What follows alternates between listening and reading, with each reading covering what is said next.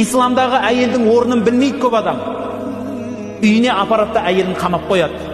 Неге десе, дін осыны бұйырды дейді, әйел үйден шықпау керек дейді. Қай жерде айтқан, айтыңызшы. Қай жерде айтқан?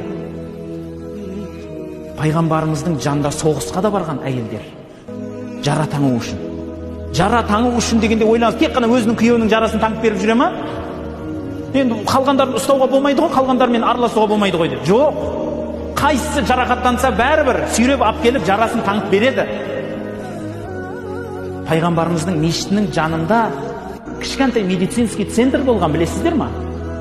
Сол медцентрдің медигі, маманы әйел кісі болған. Жұрттың бәрі сол кісіге көрінетін болған. Сол кісіден ем алатын болған. Пайғамбарымыздың мешітінің жанында шатыр болатын. Сол шатырда отыратын әлгі әйел кісі адам қабылдап көреді.